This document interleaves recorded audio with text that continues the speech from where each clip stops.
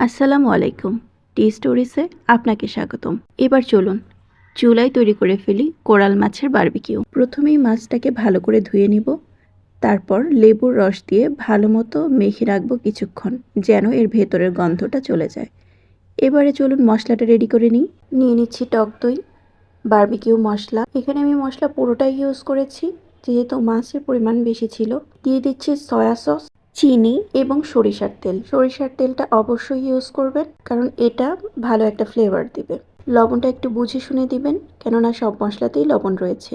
এবারে দিয়ে দিচ্ছি টমেটো সস, রসুন বাটা, আদা বাটা। এবার মশলাটাকে ভালো করে মেখে নেব।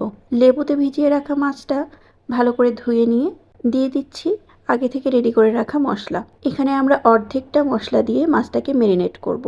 মশলা যেন ভালো করে মাছের ভিতরে ঢুকে যায়, সেজন্য এরকম চিরচির করে কেটে নিয়েছি।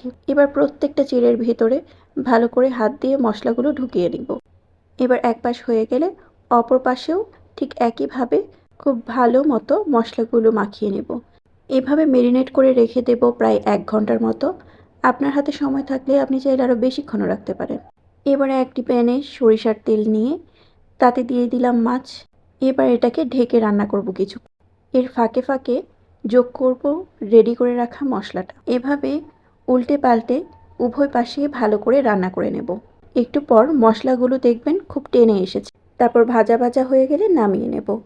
আপনি চাইলে ওভেনে রান্না করতে পারেন, সেক্ষেত্রে 15 মিনিট 15 মিনিট 15 মিনিট থিওরি। এক পাশ কনভেকশনে 15 মিনিট দেবেন, আরেক পাশ 15 মিনিট, এবং সবশেষে 15 মিনিট গ্রিল করবেন। এমন মজার রেসিপি পেতে আমার সাথেই থাকুন। ধৈর্য ধরে পুরো ভিডিওটি দেখার জন্য আপনাকে অনেক ধন্যবাদ।